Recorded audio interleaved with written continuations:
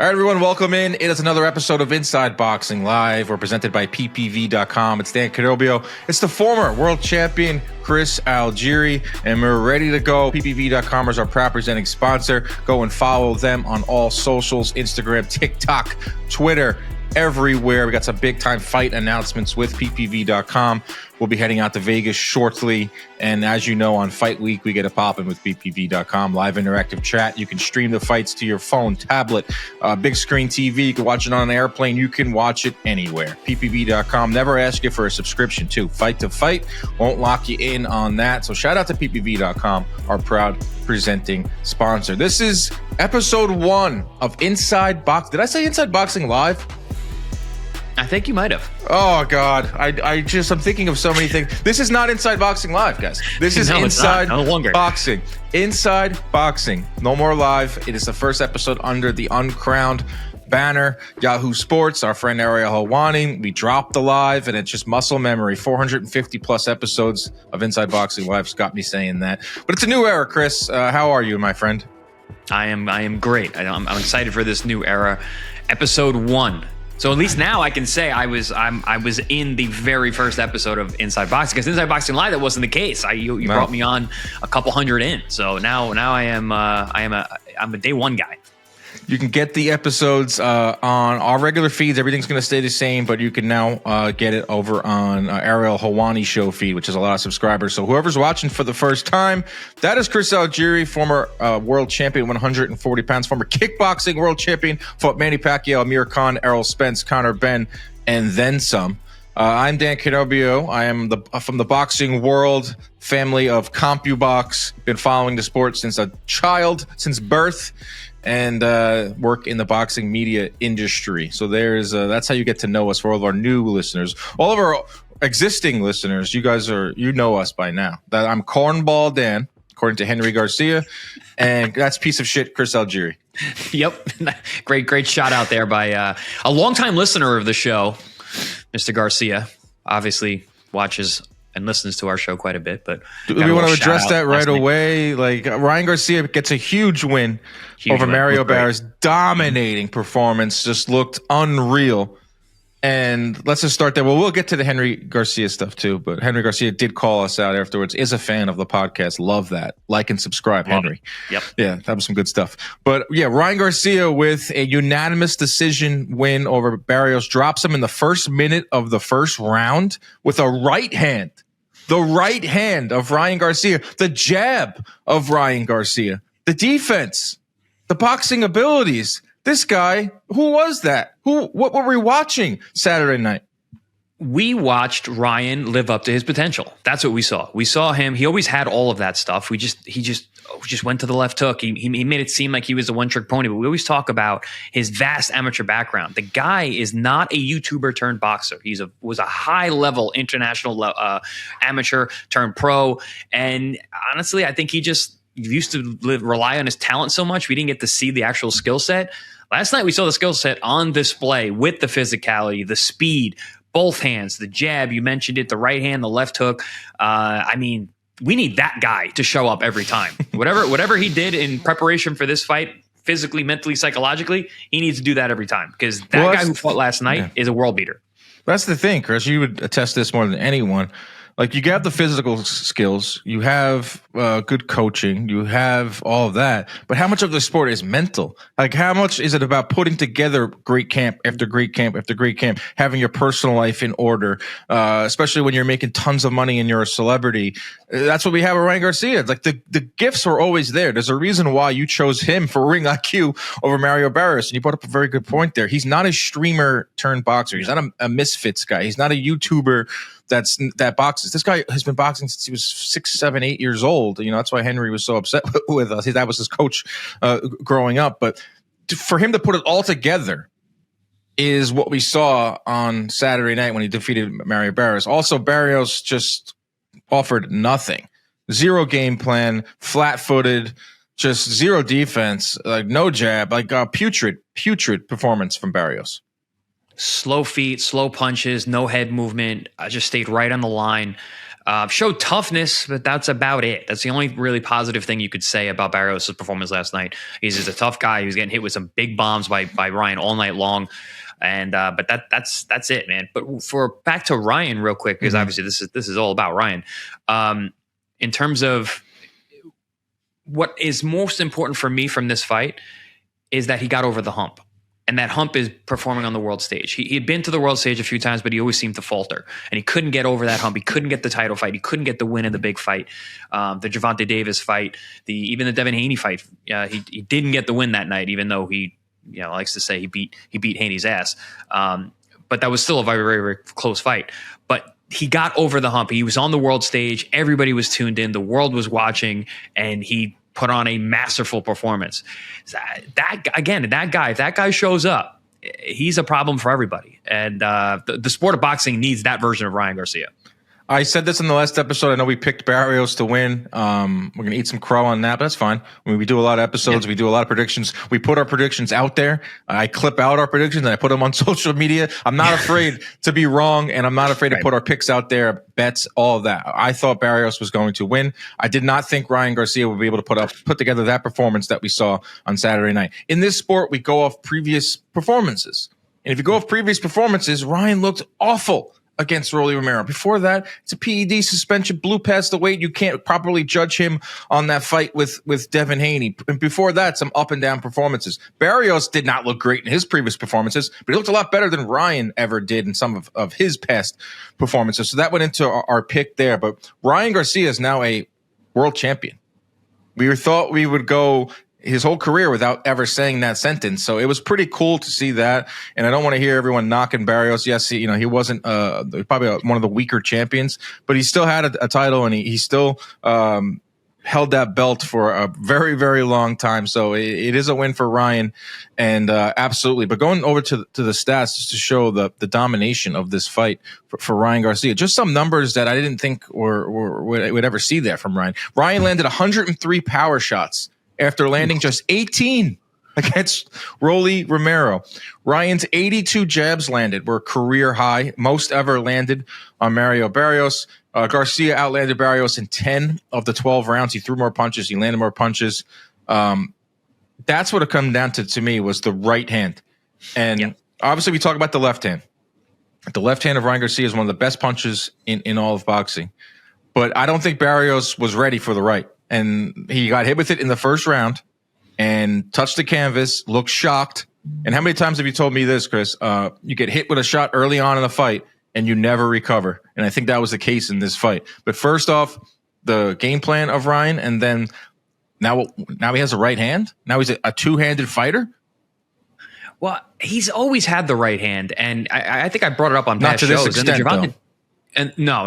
Well, the real key here is not so much the right hand, because he's always had the right hand. If you remember the Tank Davis fight, Tank was worried about the right hand because he was using it well against the southpaw. Ryan was, and he throws that whipping, looping right hand behind guys' guards, and it's a hard shot. He can punch with both hands. The difference was the jab. He just set it up. He stepped over the line, but with the jab, behind that jab, and Barrios just didn't see the shot coming. The first one was a beautiful 1-2, and then he threw that looping one around. I don't think Barrios saw either punch. One, because of the jab, and then two, he earmuffed himself and then got clipped. But yeah, the jab was really the story of the fight for me. Ryan showed a very excellent jab. He used it to deliver his power punches. That's what it's for. Some people have jabs. They're disruptive, and they stop the action, they stop the flow, they control the distance, control the pace, but then guys don't follow up with combinations. Ryan actually followed up with combinations and let his power shots go behind the jab. Yeah, I mean, he just had everything working. Like his movement was outstanding. He was patient. He was landing those shots. Sliding at times. I saw that in the Duarte fight too. Like when I went back and watched that again, like he didn't get a lot of credit for the Duarte fight because we're still judging him off of the Gervonta fight, and the jury was still out on him. But the way he was moving in the Duarte fight, I was like, all right, he can box, and he just didn't jab as much in the Duarte fight, or as much in his career than he did on Saturday night. Perfect foil for him was Barrios, and Barrios was not jabbing whatsoever. He just had nothing. When he was afraid to throw those jabs because he was afraid to get countered. His legs looked like he had nothing there. And Ryan took advantage of it. I mean, he did what he was supposed to do. Like, well, I'm not going to sit here and say that Ryan didn't go in there and put together a great performance and put together a great game plan, because he absolutely did. And I'm seeing a lot of that today. Like, Ryan's acting all his chest out because he beat Mario Barrios. Like, no, man. Like, he's won a world title. He's a world champion. No, it's a huge deal. And of course he's going to go out there and puff his chest and King Kong his way all the way until while people are listening. He's got the world's ear, so you might as well go for it. But yeah, no, this is a big deal. This is a culmination of his entire career. Winning a world title is an amazing experience and feat. It's really hard to do. It's really hard to do. Ryan this is his fourth weight class. This was his fourth attempt at a world title. Because really? Is it second? Oh, Haney. No, the belt wasn't on, the title wasn't on the line against Haney. Right. Third. Gervonta title was third attempt at a world title. It's a big deal, and he deserves to be happy, especially off of that performance. Everyone going like, well, Barrios was the weakest link. It doesn't matter. So it's a world champion, and he got the victory and dominated. Even as not as bad as Barrios has looked, he still got a draw with Manny. He still got a draw with Ramos. He didn't win a round against Ryan. No, it was a complete shutout. I did not have that in the bingo card. I did not have Ryan wide decision. Like, I thought for sure it'd be a close fight. I thought Barrios would be able to eke it out in the final 3 rounds. But it's good for boxing. It's good for the sport. Ryan Garcia being a world champion, Ryan Garcia winning, Ryan Garcia being on top is good for the sport of boxing, especially here in the U.S. where we desperately need stars. And we'll talk about in a second where we think he'll go from here. But that was some good stuff, and I guess it is time now to play a very, very special video here. After the fight, Henry Garcia. Go back to the haters, because I gotta let this off my chest, because I won't be able to sleep. But Chris Algieri, you're a piece of shit. Okay, I'm sorry, you and your corny ass partner. Okay, not believing in my son. What are we doing? That's amazing. I'm the corny ass partner, right? Not Paulie. He's talking about me. It's got to be you. It's got to be you. I mean, maybe Paulie, but Paulie was picking Ryan to win for this one, so it wasn't. I don't think it was Ryan. So yeah, you're the corny ass partner, bro. He's first off, thanks for watching, Henry. Yes, thank you. He seems like he's a fan. Second off, I'm very happy we could provide the team with motivation. That was bulletin board material. They had us up in the locker. They probably played that before Ryan's walkout. That's great. Ryan is the kid never ceases to amaze me. Like, I picked him to dominate Rollies, and then he goes out there and puts up that performance. I went to bat for him when he fought Gervonta, saying he didn't quit, and then he came out and said, like, I could have got up. I was like, oh, dude, come on. I picked Haney to beat him, and then he goes out there and does what he did with Haney. Picked Barrios to beat him, then he goes out there and does what he does to Barrios. So from now on, whatever I say for Ryan, go the opposite if you're a betting man, because I am not able to pin this kid down for what he's going to do. Corny. I mean, who can? The kid, he's corny ass partner. That's what I don't want to have a name, dude. You'll get there. It's all right. Corny ass partner. Yeah, Ryan kind of laughed it off. If you watch the video, Ryan kind of laughs it off. Like his dad. I mean, you use these things. You he's watch. Being a dad. He's being a dad. Listen, Henry Garcia. I did not think he was capable of drawing up a game plan to do this. I was wrong. Henry Garcia, you are a good trainer. You know your son better than anyone. You're undefeated with your son. They obviously drilled right hand. No one really saw that coming as much as we talked about it. And we said, yeah, Ryan does have a right hand as well, and the jab as well. So great game plan from Henry. I will tip my cap to you. I would say, you know what? Yeah, I was wrong. If that was really the question, it wasn't so much could Henry come up with a game plan. It was just, can Ryan execute? I think the issue with Ryan in the past was his execution. I don't know. I think obviously he's gotten very far with his son. Everything they've done from the amateurs up until the majority of their pro career. They've been able to do it, and just fathers and sons have a different kind of connection when it comes to this sport. So I don't think it was that. It was just more Ryan being able to do it under the lights on the big show. And last night he did it. We'll just look at it like, once again, how we handicap this sport and how we look at fights and how we think they're going to play out. You go off past performances and you go off corner. What have you done for me lately? What have you done for me lately? Track records. Ryan Garcia, we just went over that. What have you done for Laney? What's his track record? Not great as of late. Henry Garcia doesn't train any other fighters, doesn't really have a track record as a trainer. Go to the other side. Joe Kusin and Bob Santos in his corner. So obviously you're going to go edge that corner for over there. So yeah, I mean, that's how we were looking at this fight. That's how a lot of people were looking at this fight. We thought that Ryan would have a tougher time. We thought he would go in there and fight better than he did against Rolly. But another thing too, it's like Ryan was saying all these things. Oh, I'm in the best shape of my life, best camp of my life, never been more focused. We've heard fighters say that as well. And we have to see it happen in the ring.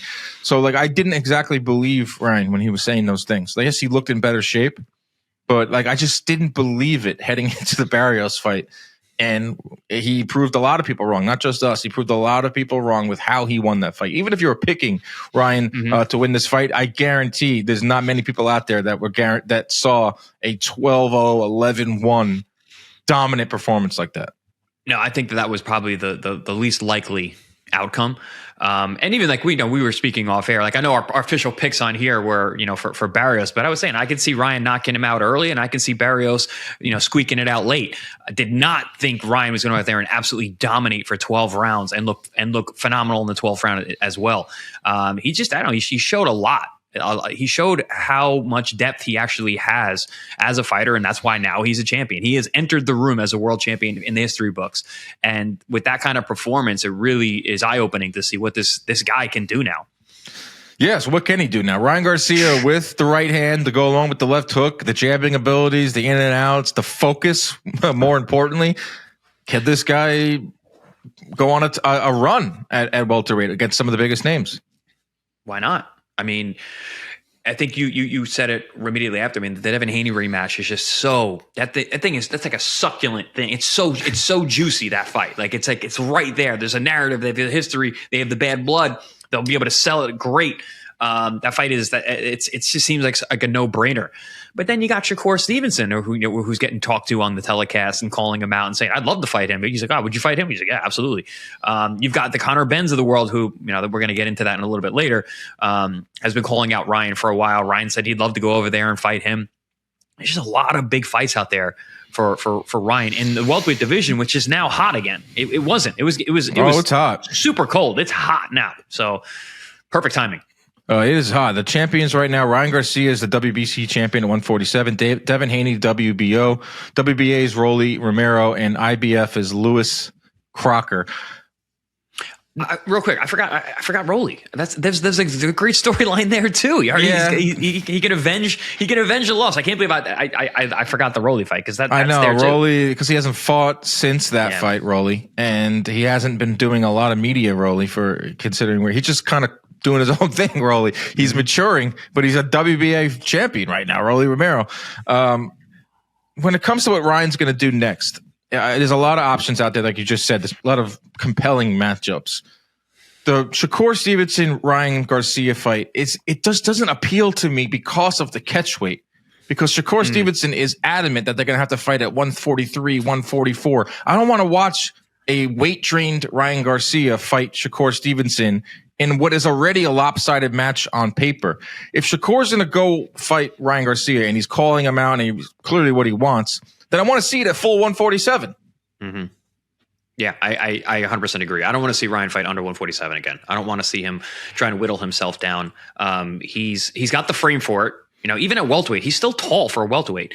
He was a little shorter than Barrios. Barrios is really tall, but he's in terms of the good weight that he's put on. The musculature, the way he's filled out. I don't want to see him under 47. I could see him at 54. He has enough power. He's fast enough, and he's putting on good quality muscle. I agree with you 100%. Seeing him weight trained against Shakur, it'll taint the result.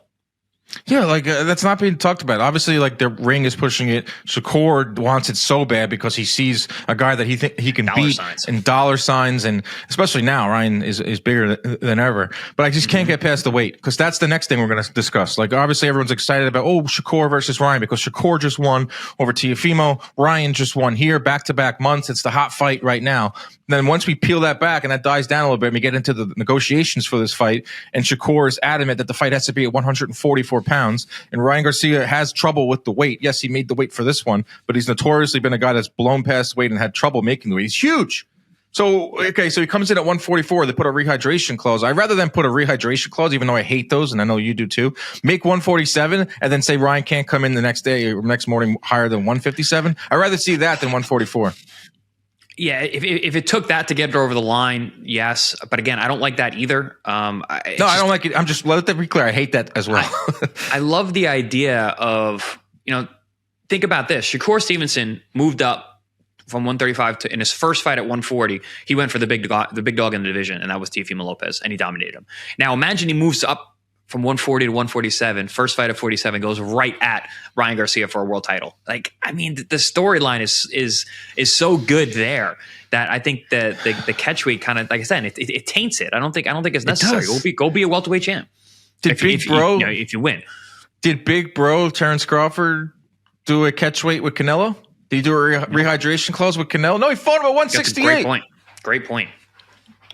So let's see that, Shakur. Like, I like the fight. Don't get me wrong. Like, we have to make these big fights. We have to keep this train rolling. We need to see these big fights. It's so important for boxing right now. Shakur versus Ryan Garcia would be electric. I mean, people would be tuning in. It would captivate the regular sports fans, the casuals, and the hardcores. But like the weight issue is going to be a big time problem, and that's when I see a holdup there. To me, Ryan Garcia, Devin Haney too. That's the fight. That was the fight last year until Ryan lost to Rolly. You have the built-in animosity. You have the built-in drama. Now they're both champions.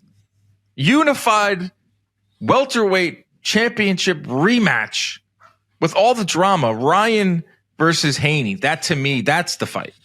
I agree. And I said that before this fight. If Ryan is to win this fight against Mario Barrios, the Haney fight is the no-brainer next choice. I mean, there's just everything you just said. You've got all the built-in drama. You've got the bad blood. Now you're unifying titles in the weight class that hasn't been unified since Terrence Crawford left a couple of years ago. Yeah, it's just got everything. And also, they're both going to make boatloads of money in that fight. It's just the build-up to that. I mean, is there a bigger fight that can happen on American soil? Is there a bigger American fight? Well, hopefully it does happen on American soil, not Saudi Arabia. But I think Saudi's getting a little bit better. I think Saudi's getting a little bit better with that in terms of where they're placing these fights. But to answer your question, is there a bigger fight? No, there isn't. I think Ryan Garcia Haney is bigger than Boots and Virgil. Which, who knows what that fight? That fight is. I agree. And who knows if that fight's ever going to happen? It's bigger because these are bigger names, and they've had their first fight. That first fight was huge, and then you have a PED suspension and a lawsuit. And now Haney has come back and won twice over Ramirez and then over Norman. Garcia coming off of his best win, so it's legit again. It's legit again because it wasn't as legit. Like, say we rewind to May, and Haney wins his fight over Ramirez, and he's a track star. He's running. Did not look great. Ryan eked out that win over Rolly in a putrid fight and did not look good. Now we're making this rematch, Devin versus Ryan, based off those performances. It's still big, but not as big as it is right now. No, they're both riding super high. Devin is the man at 47 now. Like, after he beat Norman, because everybody was looking at Norman like he was this absolute world beater, and then Devin went out there and drops him and dominates the fight and looks great doing it. So then Haney then becomes the guy to beat at 147. Ryan now, off of this amazing performance where he put everything together and reached his true potential, is a real player. He's not just a big money tag. He's a real champion. So yeah, no, I agree. This is as big as this fight could possibly be, and the time is now, man. This is the same thing with the Boots and the Virgil talk. We're like, this is such a good fight, but we don't need it to marinate. We don't need it to wait. We need it now. We need it when they're in their primes, and that's how I feel about Ryan and Devin. We need it now. Oh man, I'm getting excited thinking about if Virgil and Boots do find a way to fight, and we get that in like May or June. Ryan Haney in the fall or winter in the U.S. And we're back. The U.S. boxing scene is back. Took a couple of years off with these Saudi fights, and these guys now fighting each other. There's also Rolly Romero. So Ryan Garcia versus Rolly Romero is also intriguing. It would be a rematch just like the Haney fight. It would be a unification just like the Haney fight. It has a storyline. Rolly dropped Ryan. I like that fight too. We're not hearing much about Rolly. Rolly wasn't even in attendance. Ryan Garcia seems to be fixated on fighting Haney or Shakur. But a Ryan Rolly fight, once again, like I would gladly watch that as well. If we had to wait to get the Ryan Haney fight because Ryan was going to fight Rolly, I'd be okay with it. I think that would be it would give an opportunity to make the fight even bigger, because then you beat someone who already beat you. You're also getting another title, so then it would be unification once again. Then there'd be 3 belts on the line when Haney and Ryan were to step in. So that would be my only acceptable other fight than Ryan and Devin right now. And then there's Lewis Crocker. Hey, listen, it's not a bad time to be Lewis. Not a bad time to be Lewis Crocker. There's dollar signs attached to that belt. There really is, but he's got the IBF. You know what's also attached to that belt? Rehydration clause, 10 pounds. IBF. Yes. No bueno. Hitchins. Let's talk about Hitchins really quick. Yeah, what happened there? Perfect segue. We'll get back to Ryan in a second, but now that we have it here. So Hitchins makes the weight 140, but supposedly makes the second day weigh-in under 150. I think the 148 is being reported. Then falls ill, says he was food poisoning or something. This is what his team is saying. Out of the fight with Duarte. Big time bummer. But we see Coppinger tweet that these second day weigh-ins are really harmful. You know, Hitchins looked terrible the next day against Lemos when he had to make the weight, insinuating that, you know, he's not sick, insinuating that the reason why he's sick or not out of that fight is weight related. Because I don't think he was sick. I don't think he had food poisoning. I think he had a really hard time making both weights, and now he's out of the fight. And who knows what's next for Hitchins? Yeah, he doesn't. He's big for the weight class. He has a hard cut every time to make 140, and he's actually said that in the past. So it's probably apt for Coppinger to make that assumption that maybe it's not sickness as much as it is weight related.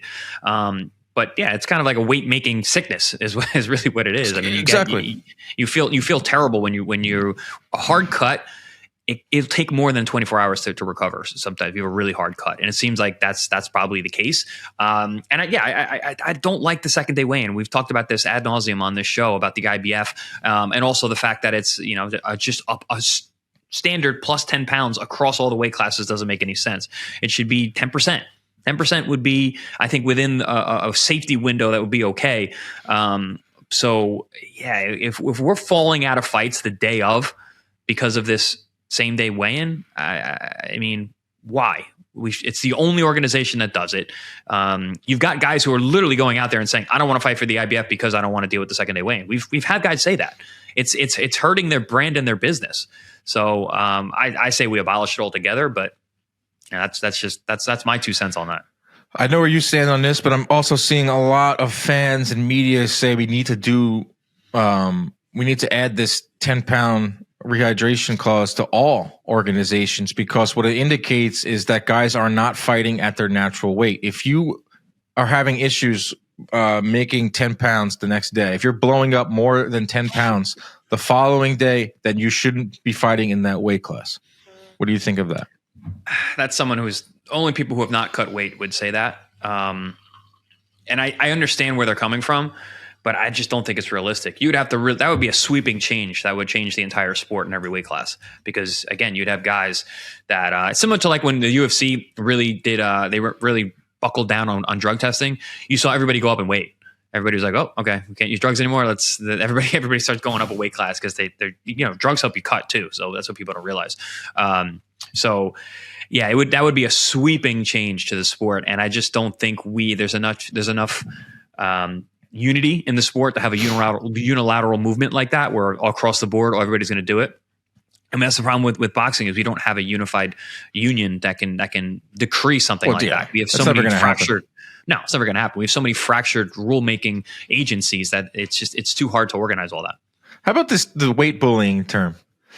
I hate it. I think it's stupid. And I think anyone who knows about weight cutting understands that that's not really a real thing. If you can do it, if you can make the weight and go out there and perform, how are you bullying? You're just either you're disciplined enough to do the things properly nutrition wise, or you have the right team around you, or just your bodies are different. Everyone's ability to do that. So some people just are not very good at cutting weight, and they don't respond well to the weight to the rehydration.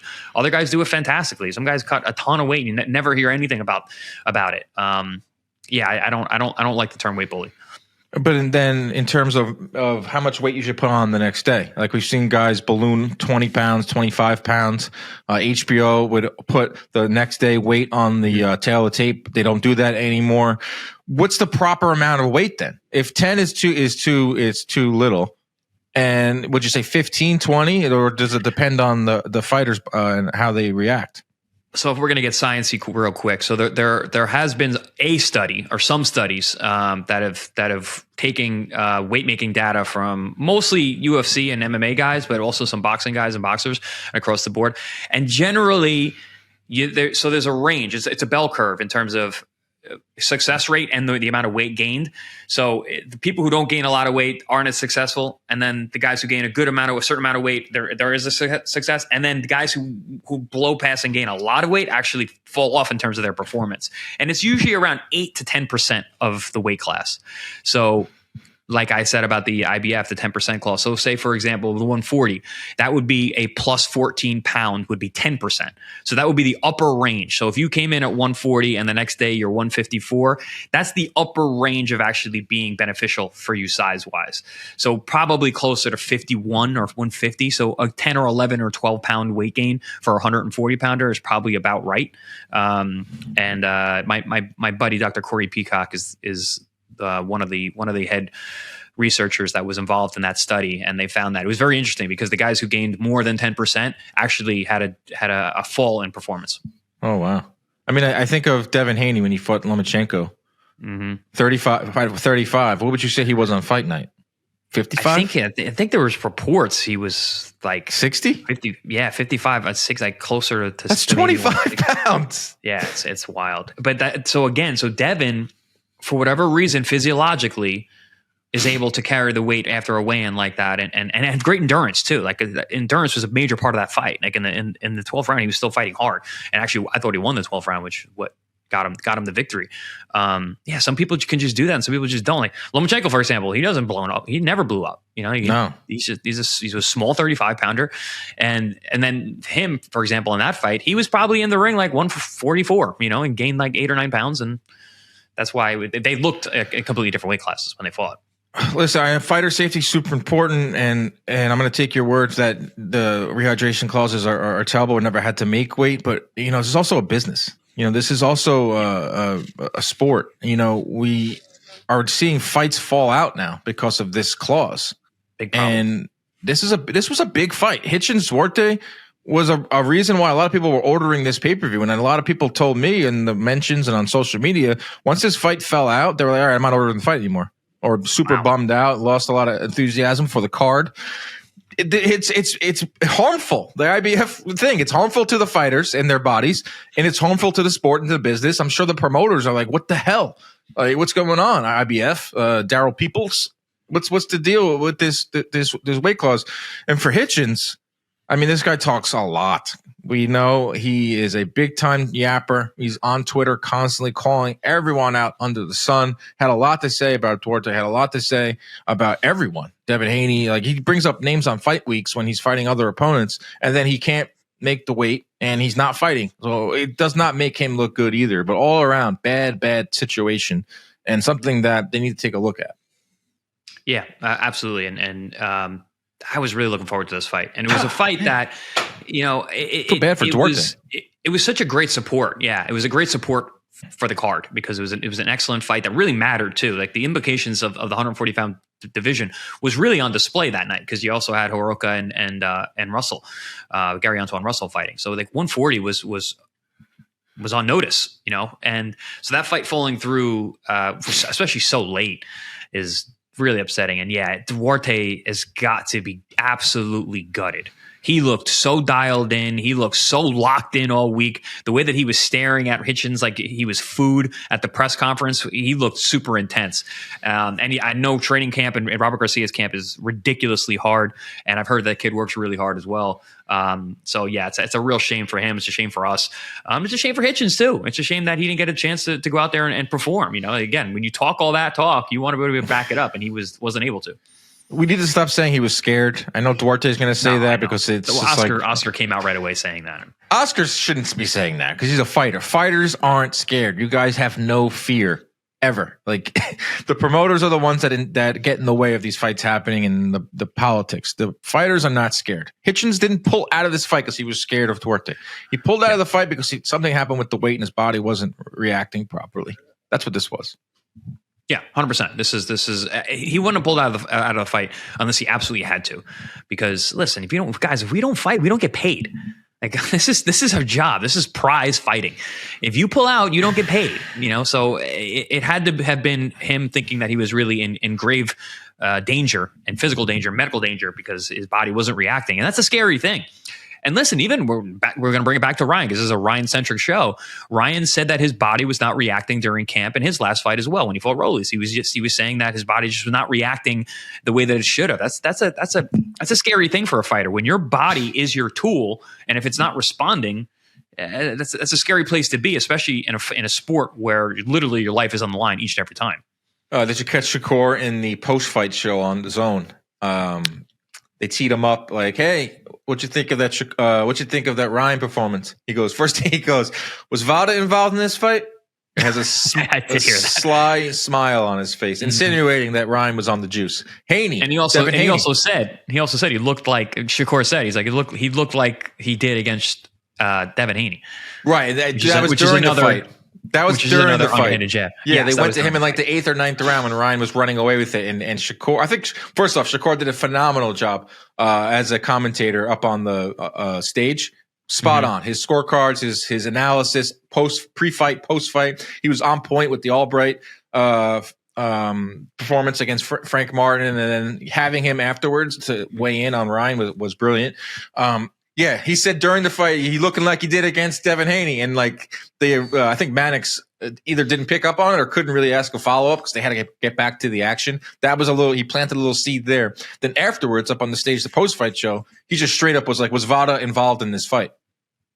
And Devin Haney goes on Twitter and says, "Ryan on that juice or off that juice," or so those questions are going to follow Ryan Garcia for the rest of his career because you look as bad as you did in your last fight against Rolly when you were clearly not on the PEDs. And then you looked like you did against Haney where you were massive. And look how big he was, bigger against Haney at 143 or whatever than he was against Barrios, and looked like a totally different guy. Yeah, but those PED allegations are going to constantly follow Ryan Garcia. For what I've heard and everything I've seen, the VADA was part of this buildup. Yeah, I'm sure it was, but because actually, I think this was getting brought up during the camp because he was posting pictures and he looked like he was in phenomenal shape. He was actually training, so a lot of people were like, oh, the VADA. I think he was posting his actual VADA results, so VADA was definitely involved. But this just shows you how we haven't seen Ryan at his best. Either he was trying to cut way too much weight, or he just wasn't training. Because now we see the result when he trains and is in a weight class that he belongs in. He looks as good as he did last night. I didn't expect him to have the endurance that he had, for a 12-round hard fought fight, and he did. And again, so it's like you start to think, it's like, wow, is this guy really that talented that he hasn't even been training for these huge fights? Or has he been so weight drained that it's really taken a piece of his performance away? Because this guy looked like the total package. Yeah, he probably did. He righted a lot of wrongs probably in the lead up in terms of diet and training, where in the past he was drinking during fights. He was doing God knows what. He wasn't taking it serious. So in his first true fight at 147, well, no, the Rolly fight was, but he wasn't taking training serious in that one. But yeah, he was like the motor. I was really surprised by that. He did taper off though in the second half of the fight, Ryan. Like I thought he could have got Barrios out of there, and Ryan even said it himself. That's the one knock on my performances was I want to go for the knockout, which is something that Ryan always goes for to his detriment sometimes. Mm-hmm. He did taper off, but you could just see his body language, like in the corner in like the 10th, 11th, 12th round. He was like smashing his gloves together. You know, he was like chomping at the bit. He was like running out of the corner, where Barrios on the other side was just looking lumped up and was like could barely get off the stool and head over there. But yeah, I was very surprised with the energy level from Ryan and throughout the 12 rounds, like on the balls of his feet, you know, bouncing up and down in championship rounds. And everything he throws is hard. That's really tiring. Everything he throws is hard. His jab is a battering ram. You know, he wings the right hook. He wings that right hand, and he's very twitchy. So he's got that start-stop explosiveness that's so hard to carry for 12 rounds. And yeah, he tapered off a little bit, but honestly, I think that's a good thing. 12 rounds is a very long time. Very long time to be super explosive the whole time. And also to your point, like you said, like he's always going for that knockout, and sometimes it's to his detriment. I actually talked about this in an article when I was talking about his faults, and I was like, I think his boxing IQ is actually very high. I just think that he gets so bloodthirsty for knockouts that he puts himself in bad position, or get hit with stuff that he shouldn't get hit with. So many people were talking about, like, you know, the fact that we were talking about how his defense is actually good. Many people were like, his defense isn't good. Chris's categories lights up the internet. Yeah, pisses everybody off. Oh, it's great. Which is crazy, because on the back end, you look back and you're like, oh, he's right about all of that. The IQ, the defense, everything was there. Ryan he does have all that stuff. We just never saw him do it. That was the problem. They finally put it all together. Yeah, his defense was really good on Saturday night too, and he held Barrios to, I think Barrios had 43 power shots in the entire fight. And he's always had good defense. But when you think of Ryan, you think of him getting tagged by Gervonta. You think of him getting dropped by Rolly. You don't think of him as a boxer. You don't think of him as a defensive getting rocked guy. by Devin. Yeah, of course. So yeah, he does have good defense, does have good ring IQ, power, speed. Put it all together against Mario Barrios, and it's good for the sport. Co-main event was Gary Antoine Russell against Andy Hiraoka. It wasn't as good of a fight as I thought it would be. It was a lot of fouling. There was a lot of an up and down performance. Hiraoka did nothing for the first 5-6 rounds of the fight, and then stepped on the gas pedal. Gary cruised in the first couple of rounds, and then Hiraoka came on. But Russell wins 117-110 is too wide. 116-112, 116-111 because of the point deduction in the 10th round. Did you see that low? That was a taint shot, dude. You ever get punched in your taint? That was like up and under. That was ridiculous. That's one of the most blatant bad low blows I've ever seen. Where he went beyond the sack and went right to the taint, and it almost lifted him off the ground. And also, cups don't go that far around. Like it's people don't understand. I think a lot of people who've never worn a cup or been in like boxing, it's a hip protector, and you've got a leather padding that goes up above to your navel, and that protects your hip bones. Because getting punched in your hip bones is really really painful and dangerous. And then it goes around and wraps around over your groin, and it tucks on and under. But then you're not supposed to get hit in your back anyway, so there's no protection behind you.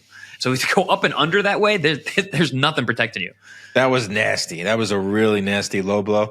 Hiraoka got a point taken off for that. But Russell outlands Hiraoka 60-36 in the first 5 rounds.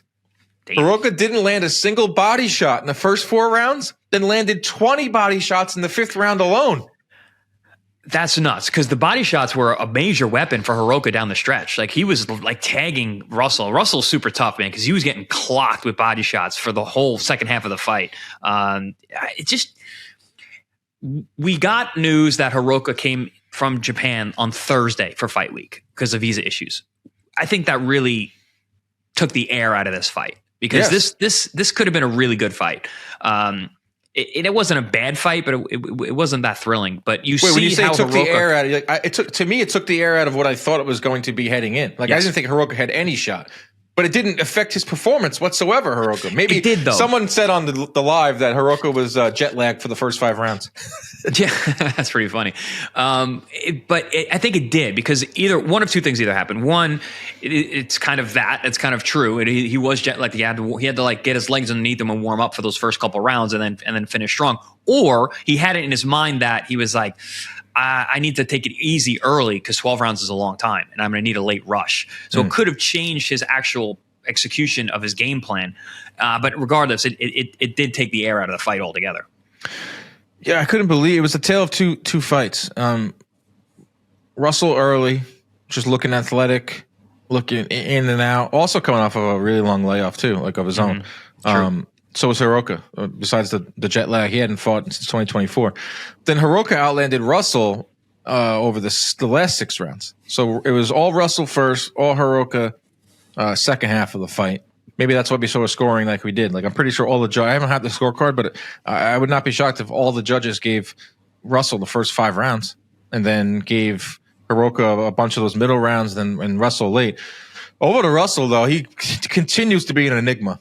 Like he loses to Puello, and we take a step back on the Gary Antoine Russell hype train. Comes back with that unbelievable Valenzuela performance, and then this one here. I mean, he got hit a lot. He wasn't able to figure out the herky jerkiness of Hiraoka. So I got to cool the jets a little bit on Gary Antoine Russell. He got the win. So, but I got to cool the jets a tiny bit on Russell. Or is Hiraoka that good? Because a lot of questions about Hiraoka. There was a lot of people that I know you saw this as well. People were that was the sexy pick you said was Hiraoka, because Hiraoka is good. We just haven't really seen him on the world stage all that much. I guess that's yet to be seen. We're not really going to know. Between those performances that you said from Gary, it's like poor performance against Puello, great performance against Rayo, and this one's kind of in the middle. But is it more Russell, or is it the fact that Hiraoka is that tricky of a guy? Both. Yeah. Unfortunately, that is the right answer. But Russell wins. I thought he won the fight narrowly. Yeah, so you win in advance in this sport. Win in advance. He called for unifications afterwards. Shakur said he has sparred Gary Antoine Russell more than any other fighter in the world. Interesting. I would love to watch that fight. Some of the other, Dalton Smith at 140.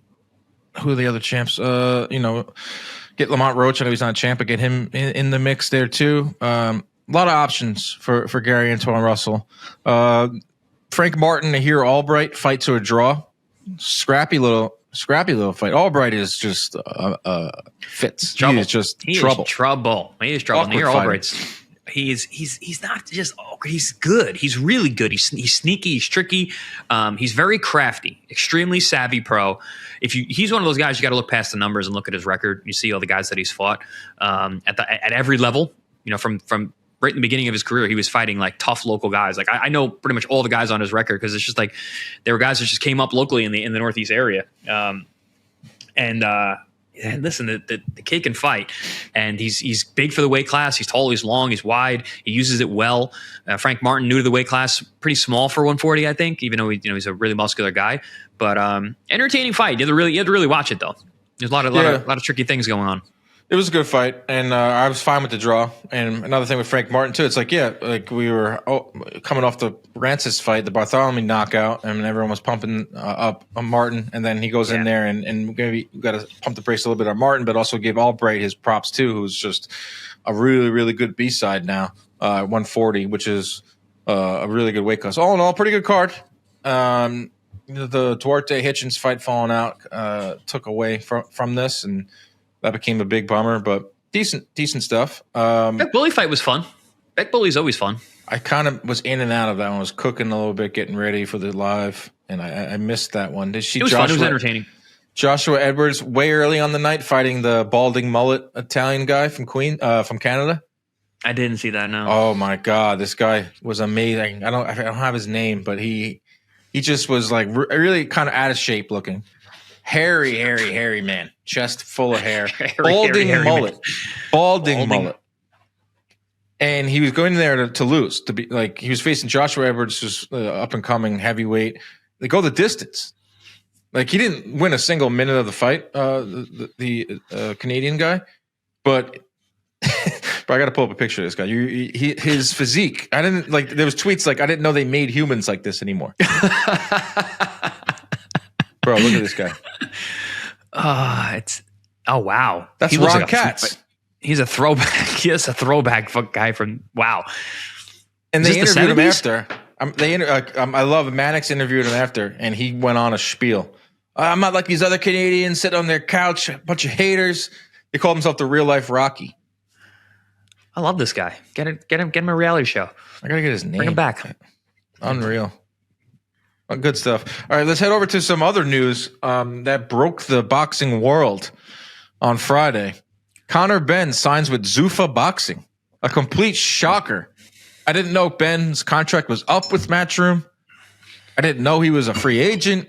I did not think he would ever do something like this. I didn't know he was on Zuffa's radar.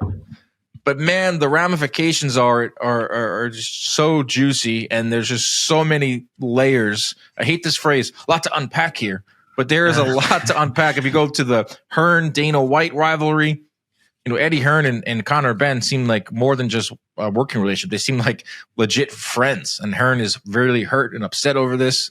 The business ramifications, what does this mean for Zuffa? They're going to enter the UK market. $15 million is being reported for one fight. It's not even a deal. This is is it a one-off? I mean, it's insane. Like, there's not many things that like your jaw drops and you look at your phone and like, is this fake? Like, I thought it was fake at first, but it's real. It's really happening. Yeah, that you and I were speaking about this, a lot on Friday when it first broke. We literally was like, this can't be real, and sure enough, it is. Big implications in a lot of different ways. I mean, gotta love the Dana White, Eddie Hearn, high school, relationship that they're having now, fighting each other and fighting over a girl.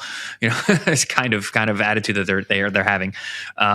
But yeah, I don't know where this goes exactly. Obviously, this is a big play by Zuffa to say, hey, look, listen, we can get big guys too. And we have enough money to get that. So other fighters are going to look at that and like, oh, well, at a different tier, right? Because Ben's not a champion, but he's at a very high tier in terms of earning potential and potentially being a world champion one day. So that grab shows other fighters that are around that level. They're like, oh wow, they're getting guys like this now. This is different than what we kind of expected or thought they were up to at this point. So I think it's more about using him as a lure. It works out great for him because that money is huge, and that money's not going to be like that. It's not going to stay like that. 8-figure deals for one fight. That's normally is going to be very, very rare, and I think moving forward it will be too, because there's no business model that can support that. So it is. It's bait. It's bait for other fighters. What it is bait. Like, Zuffa wants to get into the UK market. They want to get that Sky Sports deal. So how do you do that? You need a star. You need a star from the UK. And outside of Anthony Joshua and Katie Taylor, Conor Benn is the third biggest name in the UK right now. He becomes a free agent. You sign him. You bring him over to London. You bring him over to the UK. Now you have your Sky Sports broadcast deal. So the $15 million is absurd, but it's $15 million. It's an investment. It's an investment to expand Zuffa's footprint in the box world and enter the UK, enter Eddie Hearn's backyard. That explains the $15 million. Is Conor Benn worth $15 million in the open market? Absolutely not. So that's what that was, a business play. And he's not a world-class fighter. We've seen him struggle, and we know what Conor Benn is at this point. But every fighter from 147 to 154, even to 160, is calling out this guy's name. He's linked to Ryan Garcia, Shakur Stevenson, Devin Haney. All these guys. He's a hot commodity. And Zuffa has him now. Then you throw in the fact that this was Eddie's guy. Like, the two differences of Eddie on Friday or Thursday when that interview dropped to the down and out interview. Yeah. Like, this is real life. This is like Vince McMahon would say, let's turn it down a little bit. This storyline is too fake. But it's real. And this is why I say that boxing is in one of the most interesting and craziest times right now, with all these promoters and all this business stuff and the rewriting legislation. And it's great for the fighters. Like, a beneficiary of this is Conor Benn. Right place, right time for that guy. $15 million. Like, you telling me you wouldn't leave Eddie Hearn for $15 million? Well, that's what even what Dana was saying. Like, Dana's like, I thought this guy was your friend. You should be happy for him. You're making this life-changing money. And Dana says this. I don't know how true this is. Dana said that Eddie had a right of first refusal. He could match it, right? But apparently then Eddie comes and he said that, Ben didn't answer the phone call or the lawyers or whatever. So I don't know who to believe here, and I don't think we're ever going to get the truth. But yeah, it's Yeah, Eddie is like, he legitimately is hurt by this. It's a guy that he's taken up from the very beginning, and stuck by him through all the drug scandal stuff for 2 years, and had to go up there and talk about him each and every time. And I think that's a big part of it too, that Eddie does feel so scorned, because he bent over backwards, during that time, and supported him. So, but this is boxing, man. Boxers, promoters, fighters, business wins the day. I'm not about to feel bad for Eddie Hearn. It's that most people. That's most people are going to say that. Are going to think. I'm not about to feel bad for any boxing promoter or anyone in this business. It's the most cutthroat business in all of sports. But I think Eddie knows how to act. I think Eddie knows how to play this. He knows how to manipulate the media. And he says, if I come in with this interview and I show that I'm heartbroken, I'm distraught, I'm loyal. Because he has to save face, and he has to, now think about his company and future fighters. So if you're a future fighter out there, if you're a fighter signed to Matchroom, you're like, wow, this guy really rides for me. This guy will go to the depths of hell to defend me, find me fights, champion me, defend me. So that's what I think that was. I also think he was hurt too. We are human beings, and I do think he was hurt, because I do think he really rode hard for Ben. I mean, he put his reputation on the line, put his name on the line, put their business on the line, because those were some serious allegations and some serious stuff that was against Ben in that one. So I think there's a lot of things. I think there's some pageantry here with Eddie. Apparently he knew on last week. So when he did that fiery interview, he kind of, and that explains why he was so. You alluded to that too. Yeah, you alluded to that. You were spot on with that. Yeah, that he was so fired up. He was charged up. I was just like, he just called out his dad and his family. But yeah, I guess it was over the top. His response. But yeah, because think about it. If you're Eddie, it's like the news is about to break that Ben is going to ZUFFA. This. The rest of the world does it, and then this guy that's taking it is calling you a nepo baby, all these names. So of course he's gonna freak out. But yeah, I put two and two together there. But I never thought that Ben would do this. Like it's wild. This was not on anyone's bingo card. This is completely out of left field move, and it does have big implications and ripples through the sport. And if they did it on fight week of a big, the big fight, obviously, but yeah, this is going to be a weird one to see how this all shakes out. Chris, you're a fighter, and you have had promoters. You have gone through litigation with promoters. You have changed promoters. Like, there's no loyalty in this game. You want loyalty, get a dog. Famous saying. Yeah, no. I mean, and especially for fighters, we have such a small window to make money. You can't knock a fighter for doing something like this. That's gonna affect his bottom line, his family, his future, and this is a life-changing deal. Like, and yeah, I mean, promoters' careers are decades. Fighters' careers you're lucky if you get a decade, So. Well, that's what Oscar said, which I found like, come on, Oscar, you don't have to say it like that. He's like, Eddie, don't worry about it. Stop crying. We're going to be here forever. That's what he said. It's like, so funny to see Eddie and Oscar like buddying up. Yeah, there's no way Eddie watched that interview and was like, I don't want to hear it from Oscar now. Like, easy for you to say to get over it. Like, but even Oscar was like, hey, listen, we're promoters. We're going to be here long after these fighters. Fighters come and go. It's true. That's why I don't feel that bad. It's amazing to watch, like as a fan and as someone in the media, to like watch this all play out. But it just goes to our main point. If you've been following along and we've been on top of the ZUFFA stuff, they're not going anywhere, guys. They're going to pay over market value for some of these guys. Big chip. And I saw that, I don't know if this is for sure, but I saw something out there that now if you sign to ZUFFA, you're going to be able to fight on ring cards and Riyadh cards. So then, again, the rules are changing. So now you're not just stuck in the talent pool. No, it's a turkey thing. Yeah. This is a way to get the name out there, ZUFFA. Like, they made huge headlines. They're going to sign Andy Ruiz next. Not that that's huge, but they're going to sign him. I think they did already. I saw. Was that announced? I think so. I think that's out already.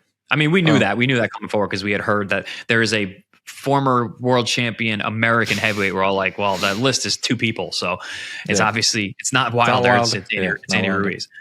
Yeah, but ZUFFA's not going anywhere. They're making big moves. This was a shot across the bow. Nick Khan, Dana White, Turkey. It's a Turkey move. This was a Turkey. Turkey likes surprises. He loves surprises. And now he's going to funnel these guys, funnel ZUFFA fighters to the ring events and the Riyadh cards. and then until there's nothing left, until it's just Zuffa. But who do you think Benn fights? Like $15 million. Obviously, it's convoluted because it means more than just a $15 million fight. It has to do with the rights in the business side of things. But they did talk about Zuffa doing 2 or 3 big fights a year, like mega events. Like I don't know if Benn is a mega event type of guy, but if you put him in there with some of these other big names like Devin Haney, then yeah, that is a big fight overseas. Like it's not going to be at the Apex. He's going to be fighting over in UK. I don't know who Benn fights. I mean, for 15 million, I really don't know. But whoever it is they're gonna get a big bag too. But I mean, they obviously seem like they're trying to target like a Ryan Garcia. You know, that would be big enough. That would make sense. You know, but he's Haney, locked up with Golden Boy. He can say he's a free agent. He's not a free agent, right? And Haney, Benn's even said he don't want to fight a guy like Haney who thinks he's going to run all night. So, I mean, is Crocker, you know, get his title fight against Crocker? Is that's not a Crocker with Matchroom? I think, yeah, I guess you're right. Yeah, that's not going to happen, right? Yeah, I don't know. Yeah. Like the 15 million attachment, like that's huge. So it means like that indicate there's going to be a big fight, and Zuffa has said we want big fights. Like this isn't like a signing to have him fight the Apex like the Opataya one. No, this is a different rung. This is like another level above. So I'm curious who they're going to find for him. Could it be like a domestic type of fight that Benn should win? I mean, they only have him for one fight. Zuffa does, but where does Benn go after if this one fight? Like it's like is he going to go back to Eddie? No, that seems to be quite strained. You know, is he's not going to go to Top Rank? He's not going to go to De La Hoya. He's going to stick with Turkey. He's going to stick with Turkey. Exactly. It's now a Turkey. It's a web now. It's now a Zuffa, Riyadh, Sella, Turkey web. And I mean, if you're a fighter, it's just showing itself to be that. Now they have a promoter now. Like now they're a promoter. Like they were never up a promoter. Now they have Zuffa. Yeah, they used to use Eddie for his promotion. They used to use Matchroom and Eddie, and now they got their own.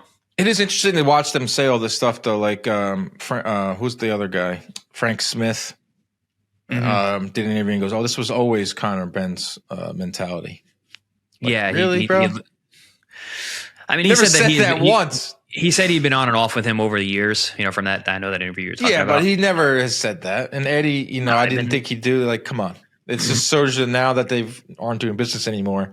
Now they're going to besmirch his name. And that just shows you what promoters are. Yeah, and I love the fact that they both were like, "Well, I'm not going to talk bad about him. I'm not going to slag him off," you know. Now, but like, and then they kind of are. Yeah. Then they kind of did. What a wild time in boxing! An absolute wild start to the year.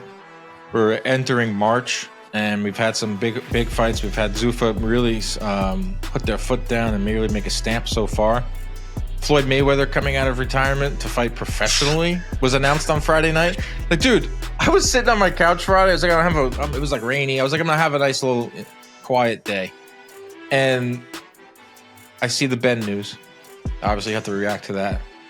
And then I refresh my email and I get a press release that Floyd Mayweather is coming out of retirement. And I'm thinking in my head, like, refreshing your email as a boxing media member, you're liable to see anything. Yeah. Don't do it right before bed. That's one thing. Do not check your email right before bed when you're... Or Twitter. Or Twitter, yeah. Firing up Twitter or firing up your email. Like, we'll have to get into that in a later episode. Save some more for later on in the week with this Floyd Mayweather stuff and where Ryan goes from here. The great thing is we have tons of content always. The boxing is so wild right now. There's always things for us to talk about.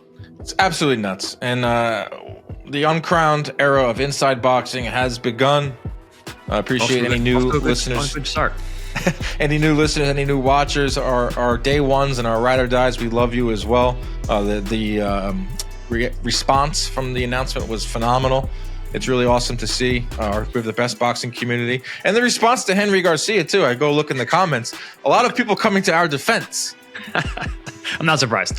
Either I've seen Chris come out of retirement, fight Henry and Ryan in the same night. I saw a guy, like, I don't understand it. Dan and Chris, I've always been there for Ryan and supported him and said he's good and never been personal. These guys are too sensitive, so... It's sense. Listen, it's when it's your kid and you're being a dad. Like he's being a dad. He's not being a trainer. He's being his dad. I totally get it. I think it's funny. I think it's hilarious. But also, it is a good pop for the pod. So. Chris Algieri, piece of shit, and his corny ass partner Dan Canobio signing off for Inside Boxing Live. Keep your hands up at all times. Protect yourselves at all times. Stay out of those DMs. See you on Thursday.